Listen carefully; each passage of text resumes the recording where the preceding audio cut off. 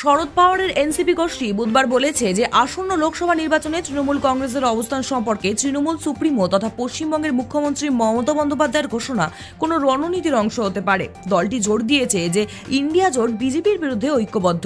শরদ পাওয়ারের নেতৃত্বাধীন এনসিপি মুখপাত্র ক্লাইড ক্র্যাস্ট্রো সাংবাদিকদের বলেছেন, মমতা বন্দ্যোপাধ্যায় এবং তাদের দল ইন্ডিয়া জোটের একটি গুরুত্বপূর্ণ অংশ।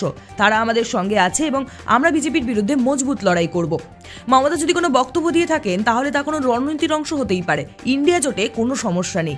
ক্লাস্ট্রো বলেন, আঞ্চলিক দলগুলির ভূমিকা খুবই গুরুত্বপূর্ণ, যা বিরোধী জোটকে শক্তিশালী করবে। উল্লেখ্য, বুধবার মমতা বন্দ্যোপাধ্যায় একটি বড় ঘোষণা করে বলেছেন, আমি কংগ্রেসকে একটি প্রস্তাব দিয়েছিলাম, কিন্তু তারা শুরুতেই তা প্রত্যাখ্যান করেছিল। এখন আমাদের দল বাংলায় একাই লড়াই করবার সিদ্ধান্ত নিয়েছে। মমতা বন্দ্যোপাধ্যায় বলেছেন যে রাজ্যে আসন্ন বন্টন নিয়ে তিনি কংগ্রেসের সঙ্গে কথা বলেননি। সূত্রের মতে 2019-এর লোকসভা নির্বাচনে কংগ্রেসের পারফরমেন্সের পরিপ্রেক্ষিতে মমতার দল তাদের মাত্র 2টি আসনের প্রস্তাব দিয়েছে, যার কারণে দুই দলের মধ্যে ঝামেলা বেড়েছে। তৃণমূল কংগ্রেস, মার্ক্সবাদী কমিউনিস্ট পার্টি সহ 28টি বিরোধী দলের জোট ইন্ডিয়ার অংশ।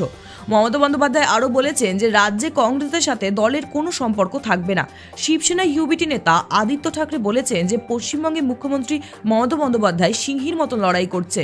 তার লড়াই রাজ্যের জন্য গুরুত্বপূর্ণ, তবে তিনি এও বলেন যে তিনি মমতার সিদ্ধান্ত সম্পর্কে অবগত নয়।